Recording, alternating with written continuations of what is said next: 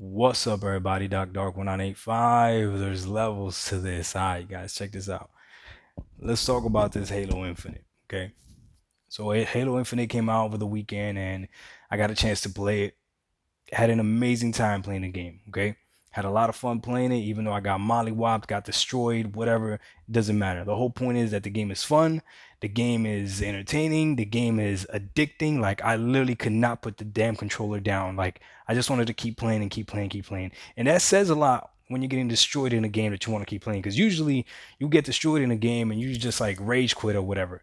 Like, I raged, wanted to keep playing. And it was just I had a blast. I enjoyed every single mode. I didn't experience too many glitches. The only thing I didn't like is that I felt like the first rifle that you start off with is so underpowered. And I didn't understand a whole bunch of things about Halo multiplayer in general. Like, it wasn't until like my second to last match that I got matched up with a team where people told me that, like, when you're shooting the shields, you guys let me know if this is true, but when you're shooting the shields, it doesn't matter if you're getting headshots or not. What matters is once the shield is depleted, then you go for the headshots. And I was like, damn, that's crazy. So as I'm trying to like aim at people's headshots from the beginning, I'm missing, right? Instead of just aiming center mass. And once I started playing like that, it did make a huge difference. Man, I was aiming at people's legs. It didn't matter. I was shooting your toe. I'm knocking off your shield first. And then I'm worrying about hitting your head. Like, it didn't matter. But it was a lot of fun. It was a lot of fun. And this is what that part of Halo needed to be. That part of Halo, the free multiplayer, needed to be something where you jump into matches quick, you playing it, you're enjoying it, and you're not thinking too much about it. That's it. So Halo Infinite, as far as the multiplayer goes, right?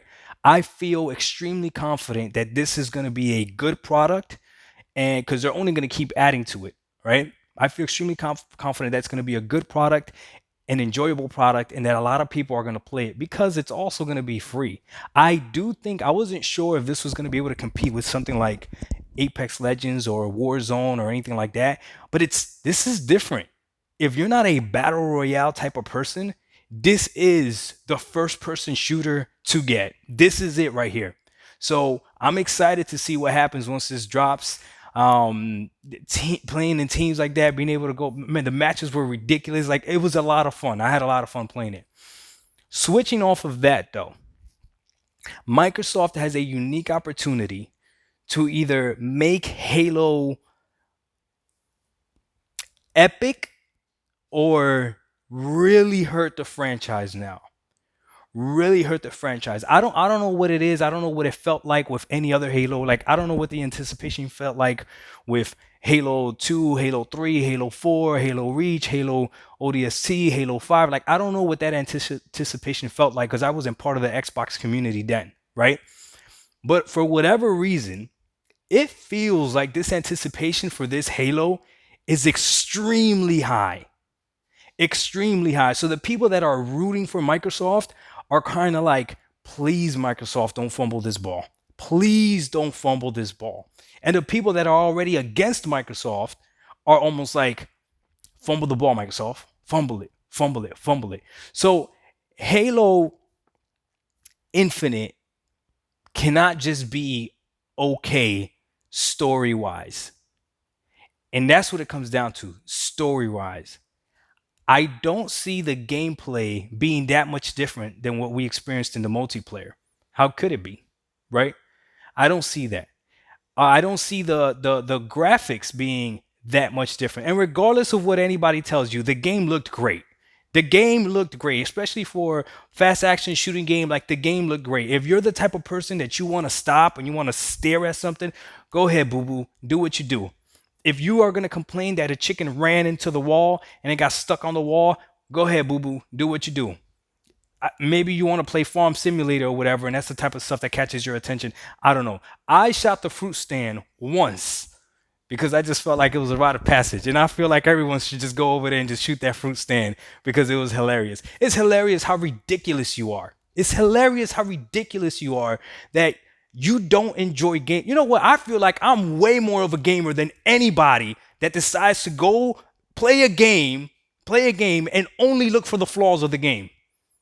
Only look for, and that goes for both sides. So I see people that will play The Last of Us and will start shooting what is it, fire extinguishers that are on the wall. Like, come on, man. There's no game. Every single game you can find a flaw with.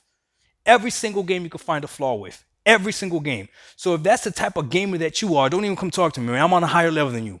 I don't care what your XP is. Don't even come talk to me. I'm on a higher level than you. That means that you have reached a level of ignorance that's just ridiculous.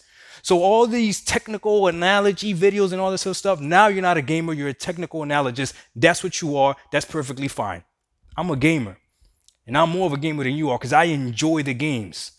That's why it makes sense why they hate when people were praising old games and they didn't want to admit that they themselves were playing old games because I don't know, some type of weird like superiority complex. I don't get it.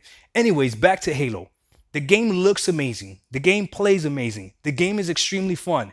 Gameplay is great. They can still mess it up if the story is not good.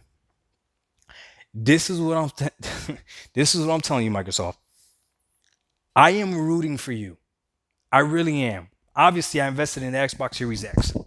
Obviously, my channel is more Xbox centric because I have an Xbox Series X. What would I look like up here talking to you about the PS5 and I don't even have one? That would be the ultimate cap. Yes, I bought a PS5, but my son has it. Yes, I got a PS4 Pro. It is what it is.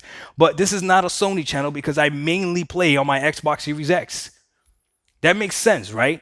That my channel would be more Xbox centric because that's what the system that I use the most. It's not a capping thing. If it was the other way around, then I really would be capping. Capping would be if I told you that I didn't like Sony. That would be capping because I do like Sony. Capping would be if I told you that I didn't like those over-the-shoulder walking simulator type of games. I actually do enjoy them. That's just me. I like or single-player story-driven games. I actually like them. I did not. I'm not gonna say I did not enjoy God of War 1, 2, and 3, but I thought they were overhyped. But that's a whole nother story. I played them. They were all right. They're not like the greatest games ever, in my opinion. I haven't played the new God of War, though, so it is what it is. But anyways, back to Halo.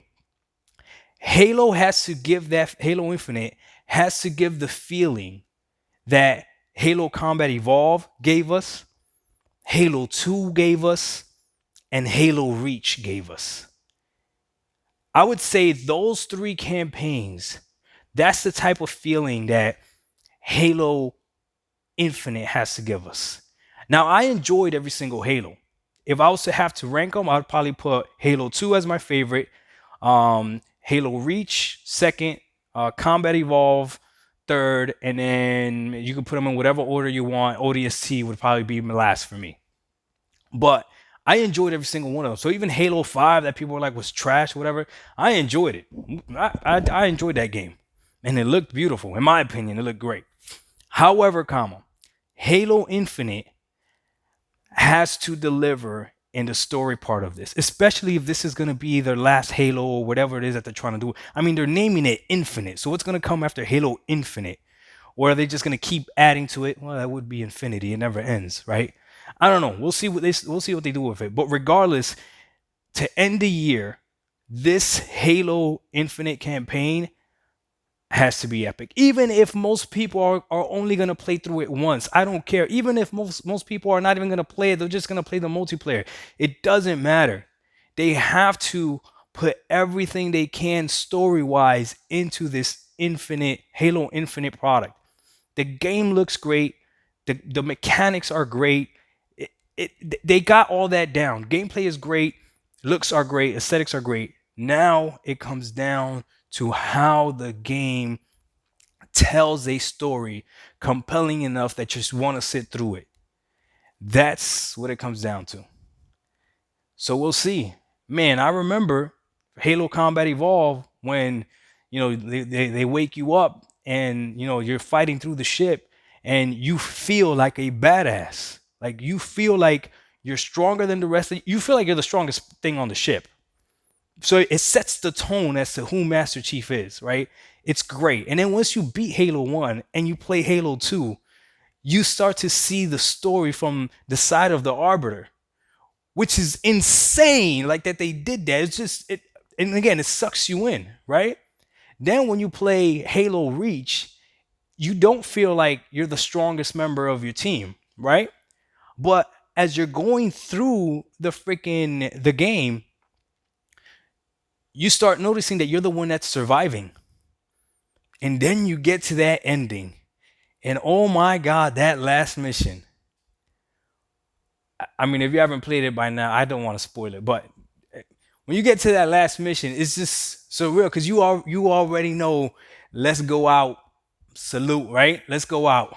Man, I don't you see that emotion right now that I just got that invoked in me with those three titles right there, right?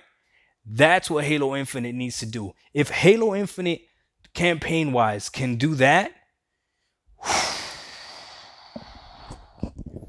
then we got something. The multiplayer is gonna be fine. I already know the multiplayer is gonna be fine. It is what it is. Anyone that didn't like the multiplayer, then maybe the game wasn't for you. But everyone that I saw gave it praise, and I gave it praise as well.